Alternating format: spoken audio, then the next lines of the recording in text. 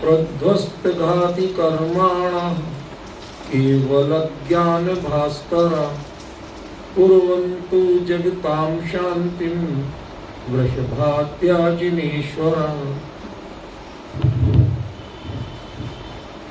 इसमें नंदीश्वर भक्ति का पाठ तो है नहीं जो अपन को करना था, लेकिन इसमें जो शांति भक्ति समाधि भक्ति का ही एक पार्ट होता है वह है। तो हम आज शांति भक्ति पर ही चर्चा कर रहे हैं, क्योंकि मूल पाठ आधार तो चाहिए। जो पूजा है अपनी नंदीश्वर देव की पूजा, वो पूजा को हम आधार नहीं बना सकते, क्योंकि वो भक्ति नहीं है। पूजा अलग चीज होती है, भक्ति अलग चीज है, ठीक है ना। तो हम थोड़ा पहचाने बात। अपनी क्रम कहाँ से बना था? योगी भक्ति के बाद समाधि भक्ति, दोनों का क्या लिंक बताया था मैंने आपको कि जब सल्लेख न लेने वाले मुनिराज उनको योगी कहते हैं, और वो योगी किस तरह से समाधि में लीन होते हैं उसकी चर्चा कल अपन ने की थी। अब समाधि के समय एक भावना की जाती है कि शांति कैसे हो, चित्त में भी और प्रकृति पर्यावरण में भी।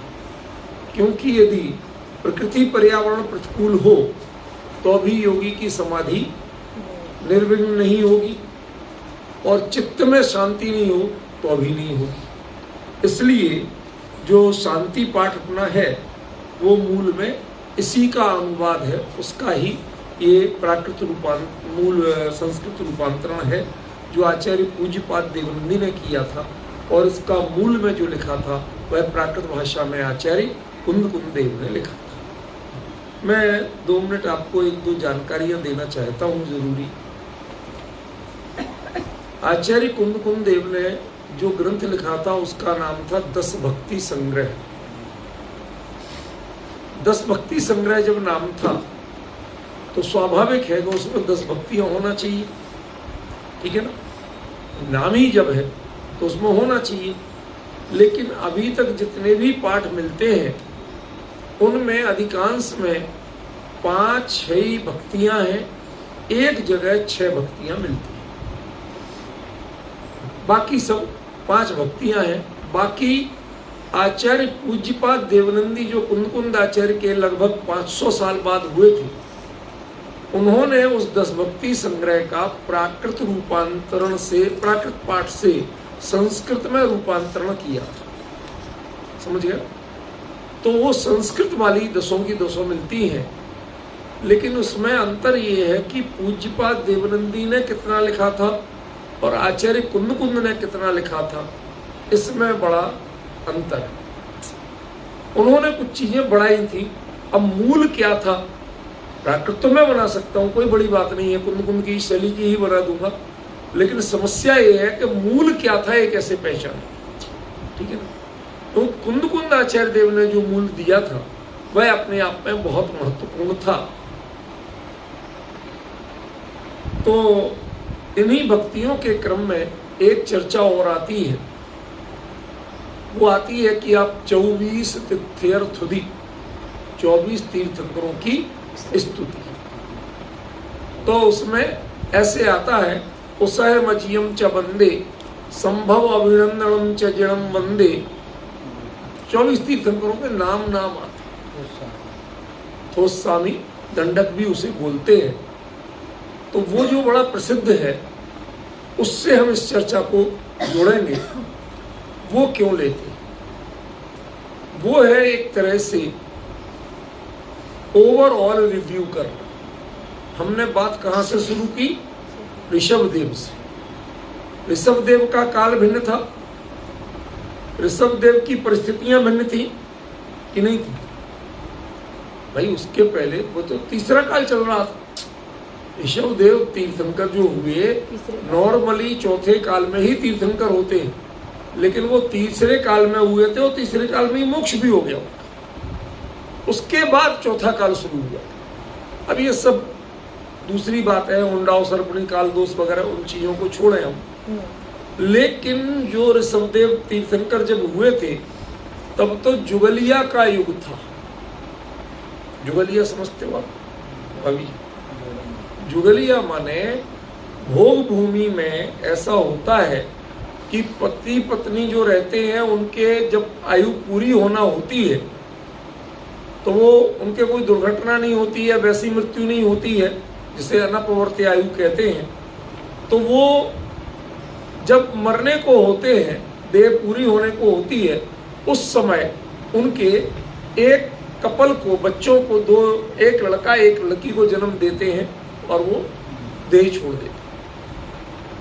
अब जो पैदा हुए वो एक साथ हुए, जोड़े से हुए, जुड़वा हुए, उस जुड़वा के अर्थ में ही उनको, लेकिन जुगलिया इसलिए कहा कि जुड़वा तो 2 लड़के भी हो सकते, जुड़वा 2 लड़कियां भी हो सकती, लेकिन जुगलिया में एक लड़का एक लड़की ही होता था। समझ गए? और वो अपने आप जैसे बड़े होते थे, कल्प वृक्षों का युग था, तो उनसे सब काम चल जाता था। लेकिन तीर्थंकर जो होते हैं उसकी एक बहुत बड़ी पहचान बता रहा हूं। मोक्ष की साधना और श्रम कोई क्यों करेगा जब सब कुछ गिफ्ट में मिलता हो? मेरी बात समझ में आई? कल्प वृक्षों से सब कुछ मिल जाए तो आदमी श्रम ही क्यों करे? और जब तक श्रम करने की आदत नहीं पड़ेगी तो वो श्रवण क्यों बनेगा? साधु को श्रवण कहते ना। हमारे मुनिराज की जो जीवनचर्या है वो श्रम प्रधान है। आप व्हीकल यूज करते नहीं, कोई परिग्रह के साधन यूज करते नहीं, समझ रहे ना? तो वो पैदल चलेंगे, अपना काम खुद करेंगे, तो श्रम हुआ कि नहीं हुआ? तो हमारे मुनिराज का नाम श्रवण इसीलिए पड़ा कि उनकी जीवन शैली श्रम प्रधान है। और जब तक श्रम का युग नहीं आएगा तब तक कोई भी मोक्ष मार्ग में श्रम नहीं करना चाहेगा, श्रमण नहीं बनना चाहेगा। तो ऋषभदेव के सामने ही वो परिस्थितियां आ चुकी थी, क्योंकि अब तीर्थंकर जब जन्म ले लिए तो काल उनके आगे अपना प्रभाव नहीं दिखाता, वो उनके अनुकूल बढ़ता है। कल्प वृक्षों का युग लंबा चलना था, लेकिन वो कल्प वृक्ष नष्ट होने लगे। जब कल्प वृक्ष नष्ट होने लगे तो नेचुरली पब्लिक परेशान होगी, क्योंकि फ्री का माल मिलता था। अब मेहनत कौन करे, और करे भी तो करे कैसे? पता ही नहीं था कैसे पैदा होते। कल्प वृक्षों की खेती नहीं होती, और जो खेती आदि है उनका आता पता नहीं था। तो ऋषभदेव ने ही श्रम करना सिखाया। असी मसी कृषि वाणिज्य शिक्षा शिल्प, इन सबके द्वारा जीवन में श्रम करना सिखाया कि तुम अपनी मेहनत से कमाओ, मेहनत से खाओ और मेहनत से जीवन जियो। अब जब लोग मेहनत से करने लगे तो मोक्ष भी कैसे जाओ? कि मेहनत से जाओ, दुखों से जब दुख आएंगे तो दुखों से छुटकारा की भावना आएगी। तो ये सब चला। उन आदिनाथ का युग एकदम भिन्न था। अब उनसे एक स्टेप आप नेक्स्ट लेके लो, उसह मजीयम च बंदे। आपने तो दोनों को एक साथ नमस्कार कर लिया, लेकिन दोनों की परिस्थितियों में कितना अंतर था कि नहीं था? उस समय प्योर कर्म भूमि थी, उस समय लोग मोक्ष मार्ग जान गए थे, क्योंकि ऋषभदेव ने सब बता दिया था। तो उस समय की साधना पद्धति, जीवन शैली एकदम भिन्न थी। आपने ऋषभदेव को भी नमस्कार किया और अजितनाथ को भी नमस्कार किया। यदि जानकार व्यक्ति है तो दोनों को नमस्कार करना हंसी खेल है क्या?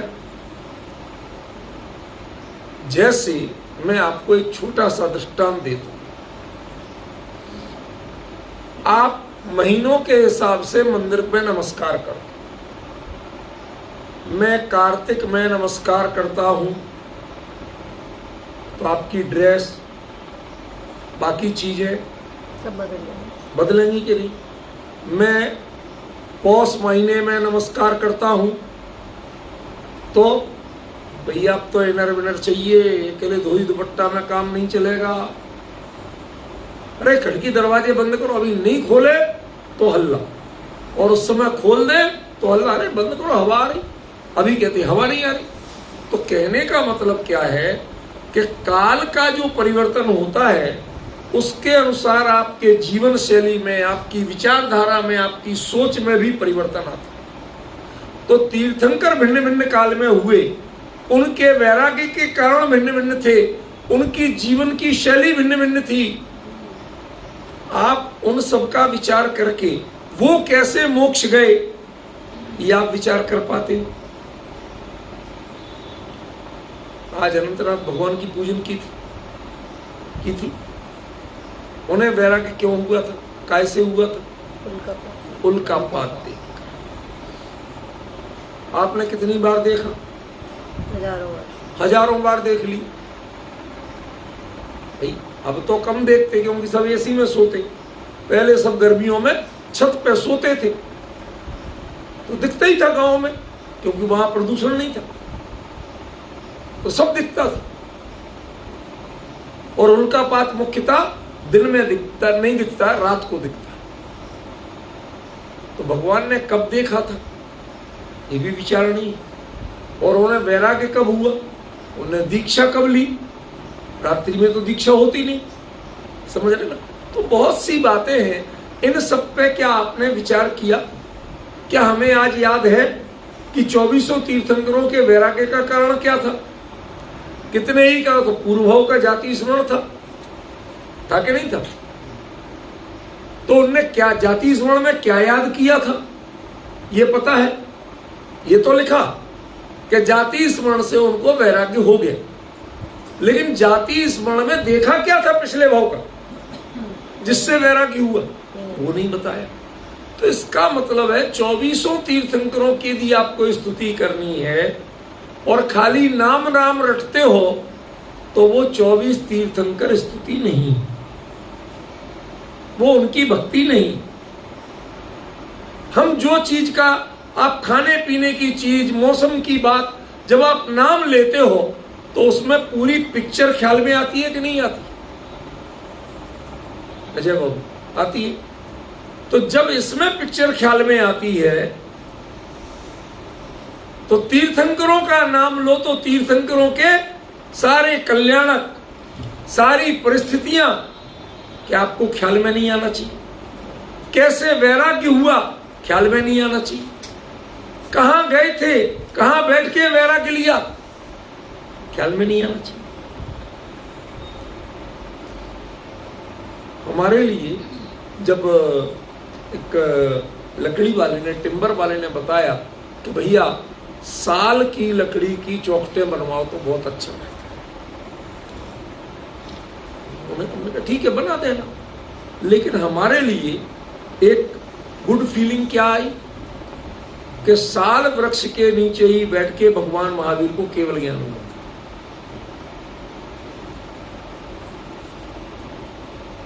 साल वृक्ष के तले जो बन गए थे केवली, हरिराम आचार्य ने एक कविता लिखी ना, जय जिनेन्द्र जय जिनेन्द्र, उसमें ही दिया, समझ गए? तो अपने को जब तक ये सारे संबंध याद नहीं आते हैं तो जय हो नमस्कार हो नमस्कार, इससे वंदना नहीं होती। हम निर्वाण कांड पढ़ते हैं, जिन जगहों पे गए हैं उनका स्मरण आता है कि नहीं आता? कैसे चढ़े थे, कैसे उतरे थे, कब क्या हुआ था, आता है कि नहीं? तो वंदना की एक फीलिंग आती। तो 24 तीर्थंकर की स्तुति में क्या आपको 24 तीर्थंकर की फीलिंग आती है? उनसे मोटिवेशन मिलता है? कहते आपने तो नाम नाम पढ़े, कहते ये बहुत जरूरी है। अकेले नाम पढ़ने से जब सारा याद आ जाए तब समझना कि आपने उनका स्तवन किया। मैं जब छात्र जीवन में था तो मैं क्या करता था, 20 पेज का एक क्वेश्चन का आंसर तैयार किया। उन दोनों तो 5 प्रश्न करना होते, 10 आते थे और वो 5 ही बड़े बड़े होते थे, काफी डिटेल लिखना होता था। तो एक क्वेश्चन में हमने सपोज करो कि 20 पॉइंट बनाए, कितने बनाए? 20 पॉइंट बनाए। अब उनमें हर एक पॉइंट के अंदर क्या क्या लिखना, तो पहले नोट्स में सारा डिटेल बनता था, हर चीज लिखते थे। सेकेंड नोट्स में जो जो भूले वो लिखते थे कि भाई अब ये याद करना, बाकी तो याद हो गए। हमारे चौथे पांचवें जो नोट्स बनते थे उसमें 20 पॉइंट लिखते थे, और फाइनल नोट में तो 2 ही पॉइंट रह जाते थे। 18 याद है 2। अब वो हमने इतनी सी स्लिप पे 2 पॉइंट लिख लिए। तो हमारे एक मित्र ने देखा, कहते अरे तुम इतने इंटेलिजेंट हो के भी पुर्जिया बनाते हो, पर्ची बनाना तो समझते हो, नकल करने के लिए लोग बनाते हैं। हमने कहा भैया ये इधर को मेमोरी में मेमोराइज करने के लिए, याद दिलाने के लिए बनाते हैं। अब मैं आराम से घूम रहा, बातें कर रहा, ऐसे देख लिया, जहां अटके तो देख लिया। तो जैसे हमने वो 2 पॉइंट देख के 20 पेज याद आते थे, ऐसे 24 तीर्थंकरों के नाम देख के 24 तीर्थंकरों के पूरे पुराण, एक एक घटना, उनके वैराग्य के कारण और उनसे आप किस बात से मोटिवेशन ले सकते हैं, वो सब आपको याद आना चाहिए। हमारी कमी क्या है? हम लोगों में बड़ी भारी कमी है। जैसे कई लोगों को अकेले पार्श्वनाथ अच्छे लगते, नाराज मत होना रजनीश बाबू, आपके बनारस के थे ये बात अलग है। अच्छे लगते हैं तो क्यों? अच्छे तो 24 तीर्थंकर थे, खराब कौन थे? कोई नहीं थे। अब आपको वो अच्छे क्यों लगते? कि साहब कमठ ने उपसर्ग किया था, तो ये बात अच्छी लगी आपको? नहीं, धनेन पवती ने बचाया था, तो आपको ये बात अच्छी लगी क्या? मेरा प्रश्न है, ये बात अच्छी लगी क्या? बेटा जरा मन में पढ़ो, थोड़ा मन में बात समझिए। अरे उन्होंने बचाया, 3 लोक के नाथ को कौन बचाएगा? लेकिन हमारे लिए कुछ ना कुछ होना चाहिए, शांति से मोक्ष हो जाए, तो वो हमें पसंद नहीं। कुछ घटनाक्रम घटे तो हमें लगता है हाँ कुछ हुआ, एडवेंचर हो। समझ गए? मैं बुरा मत मानना मनोज जी, पार्श्वनाथ भगवान यदि आपको उस उपसर्ग से और उपसर्ग निवारण करने वालों से पसंद आते हैं, तो ये तीर्थंकर का व्यक्तित्व नहीं, ये उनके व्यक्तित्व का पार्ट नहीं है। ये तो पंचम काल हुंडाव सर्पणी काल, ये जो हुंडाव सर्पणी काल था तो उपसर्ग हो भी है, वरना तीर्थंकरों पे कभी उपसर्ग नहीं होती। तो आप उनके बारे में कैसे भक्ति करोगे? मेरा प्रश्न है आपसे, कैसे करोगे भक्ति जिनके 24 के 24 तीर्थंकरों में किसी पे उपसर्ग नहीं होते? तो वो तो तीर्थंकर हुए ही नहीं, आपको तो मजा ही नहीं आया। क्योंकि कुछ हो तो हमें मजा आए कि पहले कोई पत्थर बरसाए और कोई पत्थरों से बचाए। अरे वज्र वृषभ नाराज संगनन के होते हैं तीर्थंकर। वज्र वृषभ नाराज संगनन माने जानते हो? पत्थर पड़े तो पत्थर चूर चूर हो जाए, उनके शरीर को खरोंच भी नहीं लगे। समझ गए ना? तो जब उनको कोई नुकसान ही नहीं होना था तो टेंशन क्यों किया बचाने का? ये धड़न पमोती बचाने वाले हो कौन रहे? जो स्वयं रक्षित थे और जिनके परिणाम नहीं बिगड़ रहे थे उस कमठ के उपसर्ग से। दोनों बातें। तो फिर इनने बचाया, इनके फणावली आदि लग गए तो हमारे लिए भगवान बड़े लगने लगे, स्पेशल लगने लगे। ये सोच बहुत गलत है तीर्थंकरों के बारे में। तीर्थंकर तीर्थंकर होते हैं अपनी आत्म साधना से, ख्याल में आए? और सारे तीर्थंकरों की आत्म साधना एक जैसी होती है।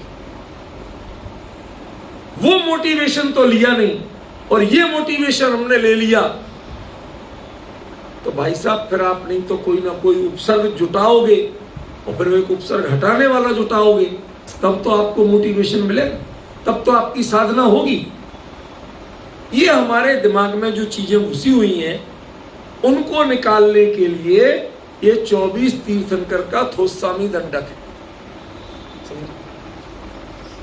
अभी वो बात यहां आने वाली है शांति भक्ति में, इसलिए मैं कह रहा हूं, वहां से बात शुरू कर रहा हूं। 24 तीर्थंकर की स्तुति क्यों पढ़ना? क्योंकि उन्होंने अपने जीवन में पतित से पावन बनने की विधि कैसे अपनाई थी, वो तुम्हें अपनाना। शांति कब मिलेगी बताओ, कब मिलेगी शांति? आप तो कह देते हो, अभी पढ़ा था कि क्षेमं सर्व प्रजान नहीं प्रध्वस्तु घाति कर्माणा केवल ज्ञान भास्करा कुर्वन्तु जगताम शांतिम वृषभाद्याजनेश्वरा। 24 तीर्थंकर की बात इसीलिए छेड़ी थी कि 24 तीर्थंकर ये जगत में शांति करें। पहले ये बताओ 24 में से कोई है अभी? भाई उनमें राग द्वेष की स्थिति होना तो चाहिए जब तो वो कुछ करेंगे। हैं वो तो सब सिद्ध हो चुके, तो वो कैसे करेंगे? ये रजनीश बाबू प्रश्न तो समझ में आ रहा कि जो वीतरागी सर्वज्ञ होके सिद्ध हो चुके, सिद्ध के शरीर नहीं, आपका विकल्प नहीं, तो आपके संसार में जो परेशानियां हैं, दुख है, अशांति है, उनकी शांति वो कैसे करेंगे? समझदार हो, पढ़े लिखे हो सब लोग, इतना सा विचार ही कर लो। ये जो छटाक भर का माल है ना, उसको थोड़ा यूज करना अच्छा है, उसे फ्रेश मत बनाए रखो, थोड़ा यूज करो, ठीक है ना? तो बताइए अब क्या उत्तर है? जो तुम्हारे लिए शांति कर नहीं सकते, शांति करने आ नहीं सकते, उनसे आप कह रहे हो कि कुर्वन्तु जगताम शांतिम वृषभाद्याजनेश्वरा। वो वृषभादि जो 24 जिनेंद्र वो हमारे जगत में शांति करें। कह रहे कि नहीं कह रहे? यही सरल अर्थ है कि नहीं? हो वे सारी प्रजा को सुख बलि, और अंत में पढ़ते कि नहीं पढ़ते? शांति जन्म शांति जिनेश वो हमारे लिए शांति करें। ये सब जो बातें हैं यहां पर इन्होंने शांति जिनेंद्र से नहीं कहा, इन्होंने किससे कहा? वृषभादि 24 तीर्थंकर। इसलिए मैंने थोस्वामी दंडक की बात कही थी कि पहले तो 24 तीर्थंकर का नाम लेने से आपको पता चलना चाहिए कि उन्होंने अपने जीवन में शांति कैसे पाई थी और उनके कारण जगत में शांति कैसे हुई थी। उनको कहा ना, उनका स्मरण कर रहे हैं ना आप, तो उनका स्मरण कर रहे हो तो आपको पता तो चलना चाहिए कि उन्होंने स्वयं शांति कैसे पाई थी। मैं एक सच्ची घटना बताऊं, आप लोग मेरी बेवकूफी पे खुश हो रहे। जब 1981 में मैं सर्वणम लघुला महामस्तकाभिषेक में गया तो शुरू में तो बड़ी बड़ी बोलियां, लाखों करोड़ों की बोलियां चल रही थी, वो ही लोग कर रहे थे। हम 1 महीने तक रुके वहां। तो जब जरा भीड़ भाड़ छट गई, सब हो गई, तो मैं गया ऊपर। मैंने कहा चलो भाई शायद अपने को भी अब जल से अभिषेक करने का मौका मिल जाए।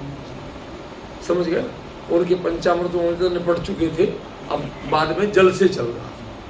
तो हमने कहा चलो अपन भी कर लें सिर से, नहीं तो कहाँ मौका मिलना, उनके उधर तक तो पहुंचते नहीं क्योंकि हमेशा पैड़ नहीं बंधी होती। अपन लोग सब गए थे तो अपन ने तो छोटी प्रतिमा का या पैरों पे ही किया। तो मन में भाव,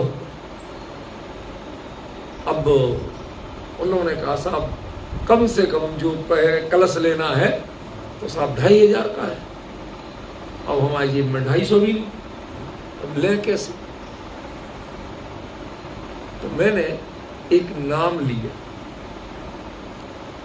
जिन्होंने पहला कलश लिया था, वो हमारे परिचित थे भाई दो तो उन्होंने पहला कलश लिया था, तो बड़ा नाम हुआ था उनका, सबसे बड़ी बोली लेके कलश लिया। अरे मैंने कहा वो हमें जानते। तो संयोग की बात उसी समय वो आए और उन्होंने रसीद कटाई 2500 की और ले जाके कलश किया। तो वो हमसे बोला वॉलंटियर कि भाई साहब हम तो ये मान लिया कि आप इनको जानते हो, उनने आपसे जजनंद भी की, सब बात है, लेकिन मुझे एक छोटी सी चीज बताओ कि जब वो भी अपना पैसे से कलश लेके कर रहे तो आपको मैं फ्री में कैसे करा दूं? हमें सिर्फ इतनी बात बताना। हमारी नादानी क्या थी? हम जिसका नाम लेके फ्री में करना चाहते थे वो खुद पैसे में लेके कर रहा। समझ गए ना? वो पहली बोली जो पहले दिन की ली थी उसके नोट में वो नहीं चल रहा है। वो आज का कलश करना तो आज की रसीद कटा रहा। ठीक है ना? तो मैं यही पूछना चाहता हूं कि जब उनको शांति कैसे मिली थी, उनके नाम लेने से शांति हो जाएगी क्या? जब उन्होंने अपनी शांति की प्रक्रिया स्वयं की थी तो उनके नाम से आपको शांति कैसे मिल जाएगी? उन्होंने पिछली 24 का नाम लेके शांति नहीं मिली थी उन्हें, कि मिल गई थी? उनने सबने दीक्षा ली थी कि नहीं ली थी? सबने तपस्या की थी कि नहीं की थी? की थी। सबने अपने ध्यान आत्मा का किया था कि नहीं किया था? कि किया था, और पूरी प्रक्रिया से मोक्ष गए थे।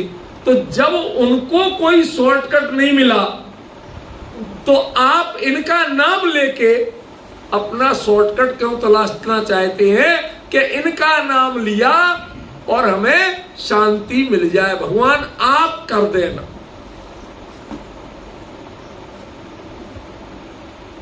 बात तो गलत है, क्योंकि वितराग भगवान तो करते नहीं, सिद्ध तो यहां आते नहीं।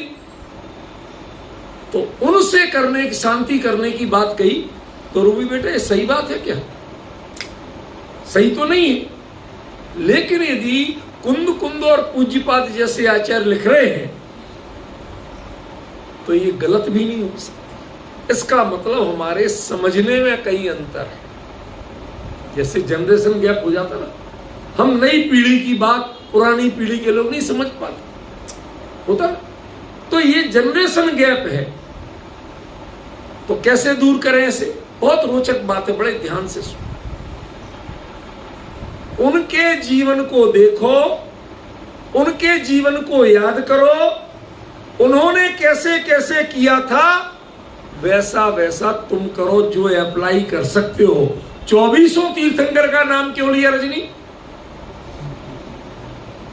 क्यों लिया?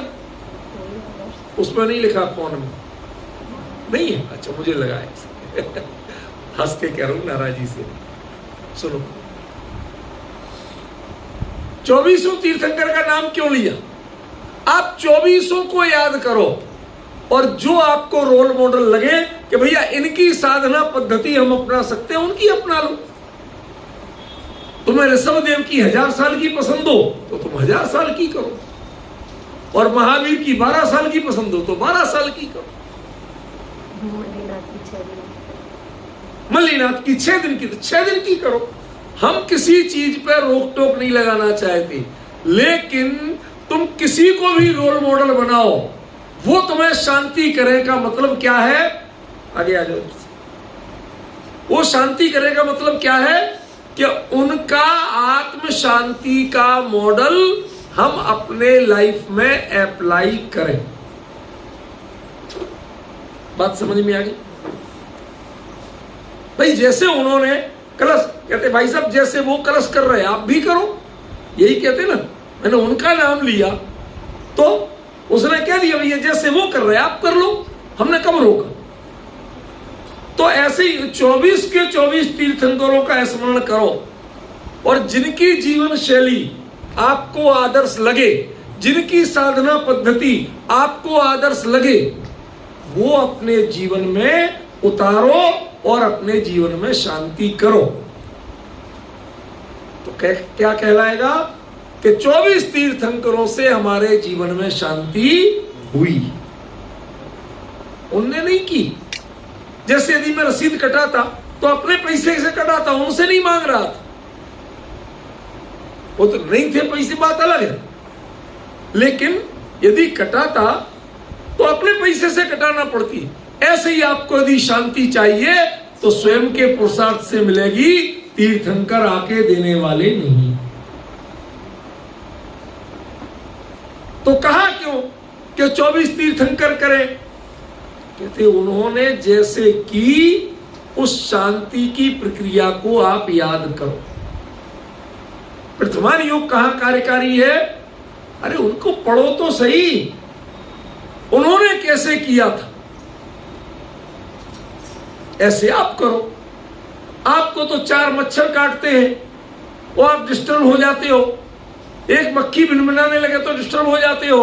उस सुकुमाल मुनि, सुकौशल मुनि को सियारनी और शेरनी वो नोच नोच के खा गई और वो डिस्टर्ब नहीं। तो आपको रोल मॉडल बनाना, बनाओ ना। पहले मंदिरों में चित्र लगे होते थे, लेकिन ऐसे मुनिराज के चित्र नहीं लगे होते थे कि जो इत्मीनान से आशीर्वाद दे रहे, मुस्कुरा रहे। सारे उपसर्ग वाले मुनिराजों के चित्र लगे होते थे। पुराने मंदिरों में देखना, आपके गांव वगैरह में कहीं भी जाए, सब जगह ऐसा क्यों होता था? ताकि तुम्हें अपनी जरा सी जो सामायिक करते हो और उसमें एक मक्खी मच्छर से डिस्टर्ब हो जाते हो तो अपने उपयोग को संभालना सीखो। उनके तो नोच नोच के खाया तो डिस्टर्ब नहीं हुए। तो आपको अपने मन की शांति उनको देख के स्वयं में तलाशना है, डिस्टर्ब होना बंद करना है। अब इस बात को हम लेके चलते हैं उन योगी के ऊपर जिनकी समाधि हो, वो समाधि शांति पूर्वक हो। कैसे हो? शांति पूर्वक हो। उसके लिए मुनिराज किसका स्मरण करें? ध्यान रखना, तीर्थंकर उसी भाव से मोक्ष जाते हैं और मुनिराज उसी भाव से मोक्ष जाए, कोई गारंटी नहीं। लेकिन संलेखना और मोक्ष की साधना दोनों को समाधि के बिना मिलती नहीं है। दोनों चीज समझिए, मोक्ष भी समाधि से ही है और संलेखना भी समाधि से ही पूर्ण होती है। बात समझ में आई? तो हमें क्या समझना कि इनकी समाधि साधना को यदि हमें जीवन में अपनाना है, अब चाहे देह छूटे चाहे कर्म छूटे। क्या कह दिया? देह छूटे चाहे कर्म छूटे, लेकिन अब छुटकारा तो पाना है। और इस छुटकारा पाने की विधि में हमें संकलेश नहीं करना, शांत परिणामों से करना है।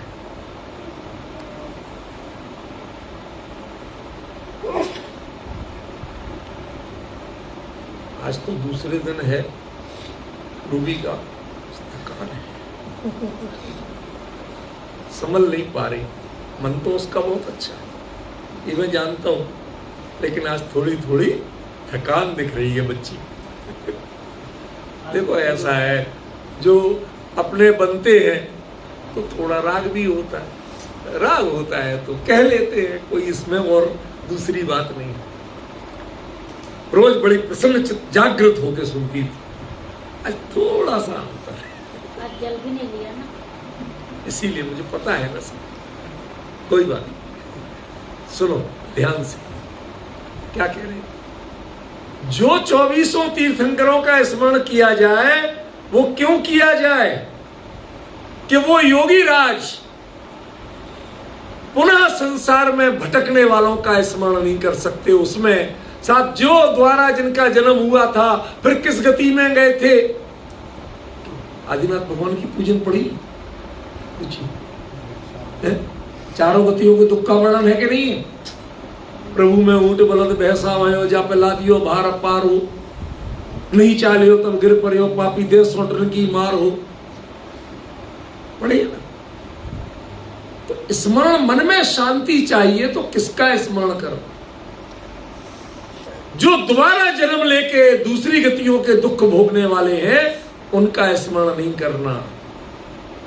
जो गारंटी से मोक्ष जाने वाले हैं, उनका स्मरण करना।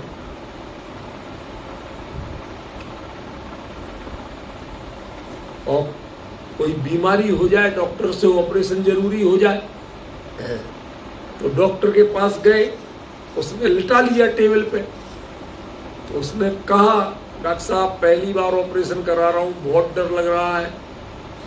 तो डॉक्टर भी कहते बिल्कुल मत घबराओ, मैं भी पहली बार कर रहा हूँ। अब डर बढ़ेगा कि घटेगा? बढ़ेगा। मुझे सहने की आदत नहीं है और तुझे करने की आदत है। सहने की आदत नहीं होना ये तो पुण्य है, क्योंकि कभी बीमारी हुई नहीं थी तो ऑपरेशन नहीं झेलना पड़ा। डिफरेंस ख्याल में है? लेकिन तुझे ऑपरेशन करने की आदत नहीं है तो चिंता बहुत है। नहीं, पढ़ाई तो मैंने पूरी की है, तो किसी सीनियर के साथ करो ना, डायरेक्ट मेरे ऊपर क्यों कर रहे हो? प्रश्न आएगा कि नहीं आएगा? तो यही तो कर रहे हैं हम, सीनियर के साथ कर रहे हैं। 24 तीर्थंकर से बड़े सीनियर कोई मिलेंगे? जो गारंटी से कर्मों का अभाव करके मोक्ष गए उन्हीं भाव से, उनसे बड़े रोल मॉडल कोई मिलेंगे? उनको याद करोगे। कोई डॉक्टर कहे साहब ऐसे सैकड़ों कर चुका हूं, मैं प्राइमस हॉस्पिटल में गया, वहां एक डॉक्टर मिला, कहते भाई साहब कितने घुटने बदल लिए मुझे पता नहीं है, दिन में 3-4 तो बदलते ही हूं। कब कितनी नौकरी हो गई? साहब 35 साल हो। अब अंतर समझ में आया? कितने बदले हो गए, मैं हिसाब ही नहीं लगाया, यूं बदल लेता हूं मैं तो। वो जितने कॉन्फिडेंस से कहता है तो आपको लगता है हाँ भाई इससे कराओ यार, इसको तो पूरा अनुभव होता ना। ऐसे ही रजनी ध्यान से सुनना, ऐसे ही किनका स्मरण करना शांति के लिए? जिन्होंने जीवन में शांति की कला की सिद्धि की हो। वो 24 जिनेंद्र मेरे जीवन में शांति करें। शांति करें माने वो आके नहीं करने वाले हैं, वो तो एक इतना सा भी काम नहीं करने वाले तुम्हारा शांति के लिए। शांति तो तुम्हें ही करना पड़ेगी। तुम्हें 24 का वर्णन बता दिया, 24 में से जो तुम्हें अच्छे लगे, जिनका जीवन अच्छा लगे, जो चीज तुम्हें अपनानी अच्छी लगे वो अपना लो, शांति हो जाएगी।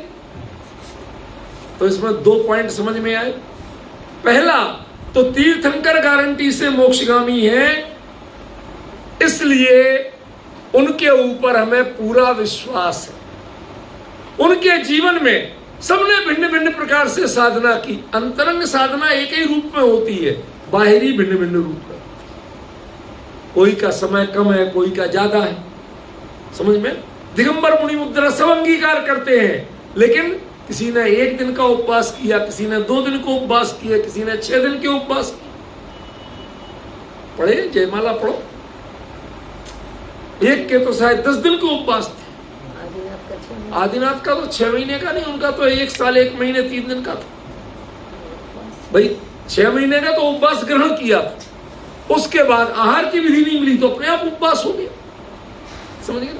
तो सबकी जीवन शैली भिन्न है। तुम्हें जो अच्छा लगे वो अपनाओ। बाहर की साधना भिन्न भिन्न है, अंतरंग की साधना एक। सबको शांति अंदर से मिलनी है, बाहर के साधनों से नहीं मिलनी है। हमारे गुरुजी थे रामचंद्र द्विवेदी, वो कहते थे जप्पी तप्पी गप्पी ये 3 कभी अच्छे विद्यार्थी नहीं हो सकते। जप्पी माने एग्जाम आ रहा है, यदि ये बच्चा ये कोर्स करता है कि भाई अब हम रोज एक भगवान के कौन से भगवान की माला फेरे, पहले तू सफल नहीं होगा। क्यों? भगवान तुझे पास कराने वाले हैं ही नहीं। तप्पी, अब हम एक टाइम खाना खाएंगे, इतना ही खाएंगे ताकि आलस नहीं आवे, खूब पढ़ाई करना है मुझे, ये नकली, ये तप्पी। और तीसरे गप्पी, जो टाइम टेबल बनाते हैं, मैं रोज सुबह 4 बजे उठूंगा, अलार्म लगाते हैं, अलार्म बंद करके सोते रहते हैं। समझ गए ना? ये तीन कभी सफल नहीं होते। इसलिए दूसरों को देखना, लेकिन अंतरंग प्रक्रिया देखना सबकी एक थी। बाहर की घटनाएं सबकी भिन्न भिन्न थी और अंतरंग की प्रक्रिया एक थी। यदि अंतरंग की प्रक्रिया मनोज जी जिस दिन देख लोगे, उस दिन महावीर और पार्श्वनाथ में कोई अंतर नहीं दिखेगा। उस दिन पार्श्वनाथ और आदिनाथ में कोई अंतर नहीं दिखेगा, शांतिनाथ और कुंथुनाथ में कोई अंतर नहीं दिखेगा। क्यों? क्योंकि अंदर में 14 गुण स्थान की प्रक्रिया सबकी एक है। ख्याल में आपके लिए खुली छूट दी, 24 के 24 का स्मरण करो।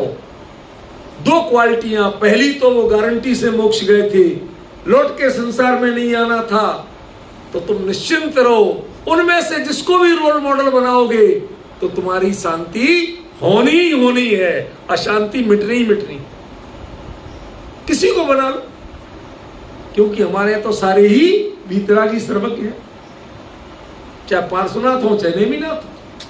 समझ में आया? सब वीतरागी। ख्याल में आ गया?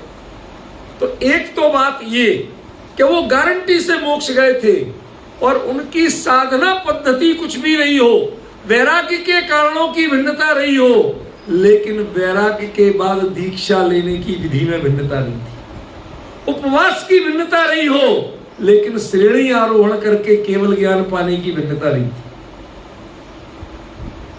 पॉइंट ख्याल में आया? रजनीश, तो उन्होंने शांति कैसे पाई थी कि संसार छोड़ के वैराग्य लेके आत्म साधना करके अपने स्वरूप में लीन होके पाई थी। किसी के 6 उपवास थे और किसी के 6 महीने के थे, इससे कोई छोटा बड़ा नहीं हो। उपवास होता क्या है? उपवास अपने आप को संसार के प्रपंचों से बचाने, रिलैक्स देने का एक बहाना है। उपवास अपने आप में कोई धर्म नहीं। टोडरमन जी ने लिखा, कषाय विषयाहारो त्यागो यत्र विधीयते उपवासो सा विज्ञेया शेषम लंघन कम विदु। मतलब सुरेश बाबू क्या हुआ इसका अर्थ? पहले कषाय छोड़ो, फिर 5 इंद्रियों के विषय का सेवन छोड़ो। हम लोग विषय सेवन में खाना ही मानते हैं अकेला। आप एसी का सेवन करते हो तो भी इंद्रिय विषय का सेवन है। बढ़िया गद्दे का सेवन करते हो तो इंद्रिय विषय का सेवन है। समझ में है ना? अच्छी बातें होती है, मनोरंजक चीजें सुनते हो तो वही इंद्रिय विषय का सेवन है। हम उनको विचार नहीं करते, हमें ये लगता ही नहीं है। अकेला भोजन नहीं किया उपवास हो गया, हमें लगने लगता। तो उन्होंने उपवास लेके किया क्या था ये तो बताओ। जो भोजन नहीं किया था वो तो नहीं किया था। तो टोडरमन ने लिखा, कषाय विषय आहार, पहले कषाय छोड़ो, फिर 5 इंद्रिय के विषय छोड़ो, उसके बाद भोजन छोड़ो, तो उसका नाम उपवास है। यदि कषाय नहीं छूटी, छोरे पे गुस्सा न करना नहीं छोड़ा, तो उपवास खंडित हो जाए। समझ? 3 दिन का किया है तो 3 दिन में पढ़े चाहे नहीं पढ़े, जो करे नहीं करे, गुस्सा मत करे।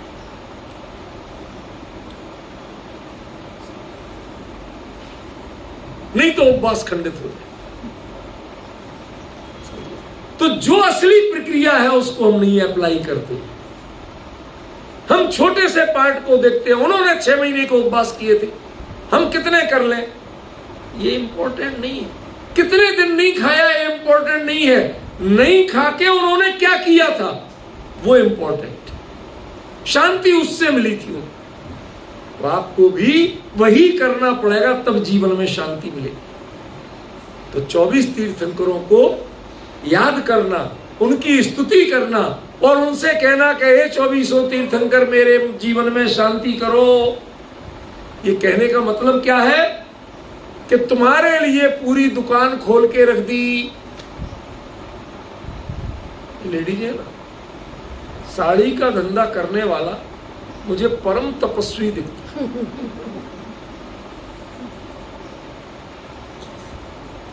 हिला के रख दें। समझ में आया? इन्हें खुद कलर का नाम पता नहीं हो, लेकिन नहीं वो उससे कुछ डिफरेंट चाहिए। ये डिजाइन तो वो भी अरे पहने थी तो क्या हो गया, नहीं हमें डिफरेंट चाहिए।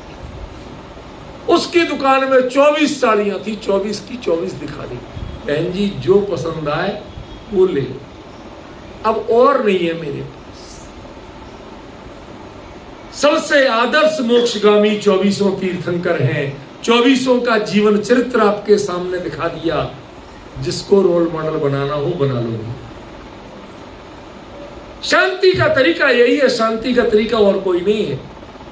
उनसे यदि तुमने शांति की कामना की तो आप बहुत बड़ी गलती कर रहे हो, क्योंकि वीतरागी तुम्हारी चिंता करते नहीं है, और जो तुम्हारी चिंता कर ले वो वीतरागी होते नहीं।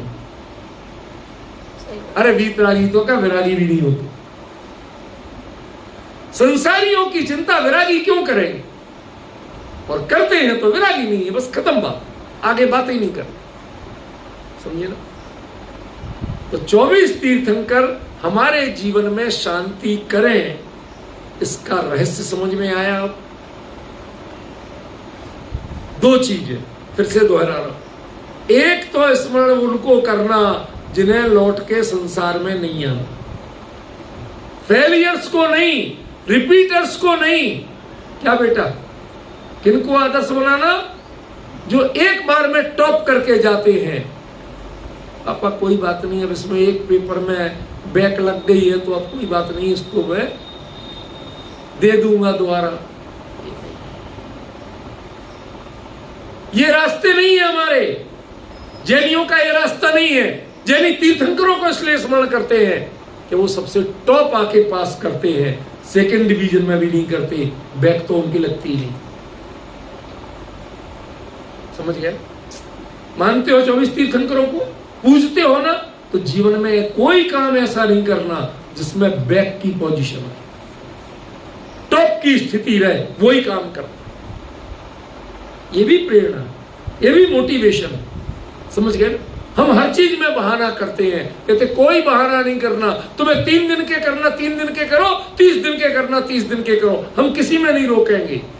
लेकिन बस एक चीज ध्यान रखना कि उसके नतीजे में शांति आना चाहिए। जिन्होंने तुम 30 दिन वाले को आदर्श बनाओ तो उन्होंने शांति कैसे पाई थी? वो उन्होंने पाई थी ना, कि नहीं पाई थी? पाई थी तो तुम्हें भी मिलना ही चाहिए।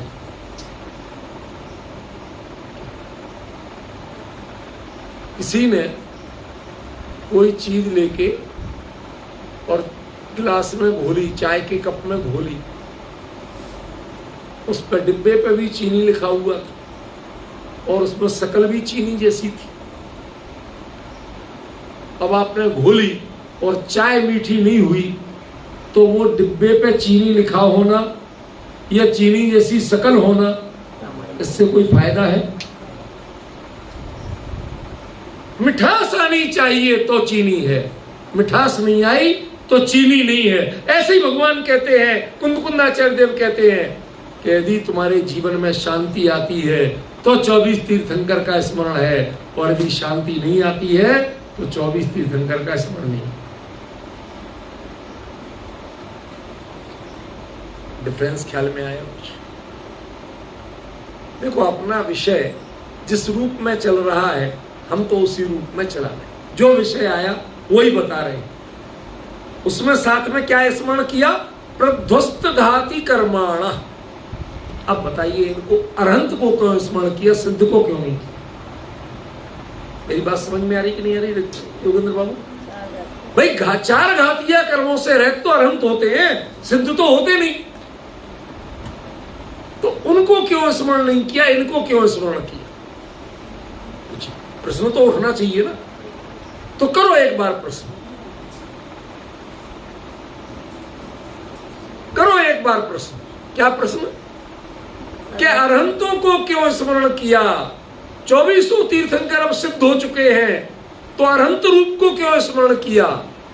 क्योंकि अरहंत होने तक की प्रक्रिया आपको आंखों से दिखती है, कानों से सुनाई देती है, बुद्धि से समझ में आती है। अरहंत से सिद्ध होने की प्रक्रिया ना आंखों से दिखती है, ना कानों से सुनाई देती है और ना अकल लगाने से समझ में आई। आप आदर्श किससे बनाओगे? पल्ले तो पड़े जब तो आदर्श बनाए, जब पल्ले ही नहीं पड़ेगा तो आदर्श किसे बनाओगे? प्रध्वस्त घाती कर्माणा माने अरहंत कहने का मतलब पहला अर्थ क्या है? ये इसका मतलब है कि जो तुम्हारी समझ में आ सकता है वो अरहंत का जीवन समझ में आ सकता है। सिद्ध होने की प्रक्रिया और सिद्धों का जीवन तुम्हें कभी समझ में नहीं आ सकता, जितने चाहे सिद्ध चक्र विधान करो। क्योंकि जितने सिद्ध चक्र विधान है ना, ये इनमें सिद्धों के लिए आप 8 अर्घ नहीं बता सकते। आखिरी दिन 1008 चढ़ते हैं, 1024 तक चढ़ते हैं, लेकिन मैं आपको गारंटी से कह रहा हूं, आप 8 अर्घ पूरे सिद्ध चक्र विधान में प्योर सिद्धों के बता दें तो जानो। कैसे लिखते हैं? उपसर्ग सिद्धेभ्यो नमः। तो सिद्धों पर उपसर्ग होते कहां? पहले जिनपे उपसर्ग हुआ था और उपसर्ग अवस्था में जिनको सिद्ध दशा मिली उनको नमस्कार। तो तुमने उपसर्ग से क्यों पहचान कर रहे हो? सिद्धों की पहचान उपसर्ग से है क्या? नहीं है। तो वो सिद्धों का अर्घ कहां हुआ? मेरा प्रश्न समझ में आ रहा है? आप स्मरण किसको करो? उनको करो जो तुम्हारी समझ में आता है। अरिहंतों का स्वरूप समझ में आता है, सिद्धों का स्वरूप आज तक किसी को, छद्मस्थों को समझ में नहीं आता। क्योंकि ना तो शरीर है, ना आकार है और ना कोई दिव्य ध्वनि आदि है, कुछ भी नहीं है। कैसे जानोगे सिद्धों को? समझे कि नहीं? इसलिए यहां अरहंतों का कहा। और दूसरा, घाती कर्म, यह शब्द प्रयोग किया। क्यों किया सुदेश बाबू? मेरा बताना, घाती कर्म प्रयोग क्यों किया? अघाती कर्म बने रहे, क्या तकलीफ है? उनको क्यों नहीं अभाव करना? आपके परिणामों में डिस्टर्ब सिर्फ घाती कर्म करते हैं, अघाती कर्म आपके परिणामों को डिस्टर्ब नहीं करते। पैसा आया, पैसा गया, वो तो तिजोरी को नुकसान हुआ, अकाउंट को नुकसान हुआ, तुम्हारा क्या गया? लेके आए नहीं थे, लेके जाना नहीं था, खाम खाम रो रहे। अघाती कर्मों का उदय आत्मा के परिणामों में नहीं आता और घाती कर्मों का उदय आत्मा के परिणामों में आता। यदि घाती कर्मों का उदय है तो आपके परिणाम तो डिस्टर्ब होंगे ही होंगे, और जब परिणाम डिस्टर्ब होंगे तो अशांति होगी। तो किस रूप में याद किया? प्रध्वस्त घाती कर्माण। घाती कर्म जो डिस्टर्बेंस करते हैं वो डिस्टर्बेंस नहीं होना चाहिए। मतलब अजय बाबू, इसका मतलब क्या हुआ? अरे किसी को ज्ञान कम है, कहते डोंट वरी। किसी को ज्ञान का उघाड़ बहुत है, कहते डोंट वरी। दोनों में डोंट वरी। क्यों? क्योंकि ये घाती कर्म जो है, ये कर्म कुछ नहीं बिगाड़ते हैं, कर्मों की चिंता बिगाड़ती है। उनसे अपने स्वरूप का निर्णय करना से मन डिस्टर्ब होता है। एक बात बताइए, बुरा मत मानना, एक अनपढ़ व्यक्ति मरे और एक बहुत बड़ा पढ़ा लिखा मरे, तो जलाने में लकड़ी किसकी कम लगेगी, किसकी ज्यादा लगेगी? किसी को भी बराबर। सूतक पातक कितने दिन का माना जाए? पढ़े लिखे का ज्यादा दिन का और अनपढ़ का कम दिन का। कोई नहीं पूछता भाई। ये हम मानते रहते हैं कि हम इतने पैसे से बड़े हैं, हम इतने अकल में बड़े हैं। कुछ नहीं होता इनसे, वो क्रियाएं उतनी ही होती है और 4 दिन बाद सब भूलते ही भूलते हैं। समझ गए ना? इसलिए ज्ञानावरणी का भी यदि विचार करना है तो ज्ञानावरणी, यदि तुम डिस्टर्ब होना बंद कर दो, ज्ञान कम है क्या ज्यादा है, तो आप प्रध्वस्त घाती कर्माणा है। दर्शनावरणी, हम साहब हमने तो अभी तक देखे ही नहीं, कैलाश पर्वत आप तो हुआ है, हमने तो देखा ही नहीं। कहते हम वो देख आए, दर्शन कर आए, तो क्या मोक्ष होगी? जब तक आदिनाथ जैसी साधना, बाहुली जैसी साधना नहीं कर लेंगे तो नहीं होगा। और 2400 तीर्थंकर वहां नहीं गए थे, उनके भी तो मोक्ष हुआ था। कितने ही भगवान वहां नहीं गए, उनके भी तो मोक्ष हुआ। तो मोक्ष किसी पर्वत पे जाने से नहीं। सामायिक पाठ में लिखा है, तरण चौकी सिल सैल शिखर नहीं, आत्म समाधि के साधन, संस्तर पूजा संग सम्मेलन नहीं। गजब लिखा, अमित गति आचार्य ने गजब लिखा। इन साधनों से साधना नहीं होती है, साधना तो अपने परिणामों से होती है, वो प्रयास करो। इसलिए कहा परिणामों में तुम कर्मों का डिस्टरबेंस फील करना बंद करो। वो कोई हमारे लिए बचपन में ये चक्के दाग बहुत थे ना, तो अब सब लोग चिढ़ाते थे, मैं चिढ़ता था, क्योंकि चेचक के कारण दिमाग पे जो असर पड़ता है। 2 साल ऑन दी बेड, 3 बार मरा समझ के उतारा गया, और वापस देखा कि नहीं सांस है तो वापस लिटा दिया। उस स्थिति में वो दिमाग में इतनी गर्मी से चिड़चिड़ापन भयंकर, तो वो चिढ़ाते थे, मैं चिढ़ता था। वो बहुत मजा लेते थे, मैं चिढ़ता था। तो मैं पिताजी से कहा, हमने कहा ये लोग बहुत गंदे हैं। कहते बेटा वो गंदे नहीं है, बेवकूफ तुम है। तो क्यों? तू चिढ़ना बंद कर दे, वो चिढ़ाना बंद कर देंगे। एक बार इनसे वो चिढ़ाए, मुस्कुरा के उनके पास बैठो, जाके और पास बैठो, कहना भाई साहब एक बार और बोल ला। करके देखा तो उन्होंने चिढ़ाना बंद कर दिया। ये कर्म भी तुम्हें तभी तक चिढ़ाते हैं जब तक तुम इनसे डिस्टर्ब होते हो। कर्मों के उदय से डिस्टर्ब होना बंद कर दो, शांति अपने आप मिल जाएगी।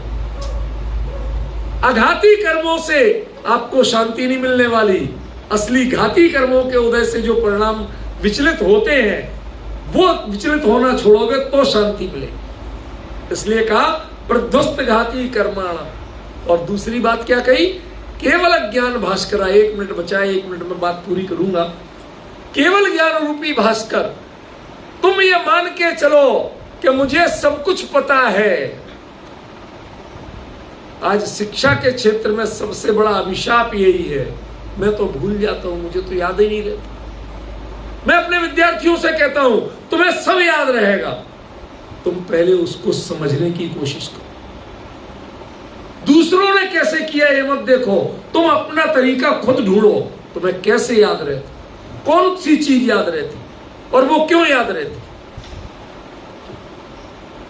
बहन याद आती, क्यों याद आती?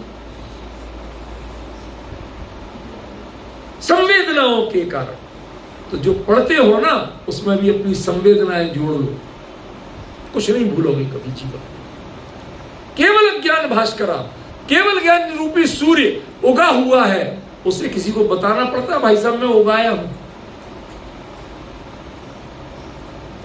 शांति आत्मा का स्वभाव है। एक बार अपने स्वरूप को जानो, शांति तुम्हें खुद मिल जाएगी, ढूंढने नहीं जाना पड़ेगा। तुम्हारा मार्ग, जब तक मैंने दूसरे से राह पूछी तब तक राह न पाई, जब तक पग पग पर पथ पूछा, जब आगे बढ़ चले राह ने हमसे हर पथ पूछा। समझे? यही कहा आचार्य ने, और कुछ नहीं कहा। ऐसे तीर्थंकर, वृषभादि 24 तीर्थंकर, वो मेरे शांति करें, मतलब उनसे मैं किसी ना किसी को रोल मॉडल बनाऊं और अपने जीवन में शांति का तरीका पाऊं। ये अभिप्राय, और कोई अभिप्राय नहीं है। विशेष चर्चा पर करेंगे।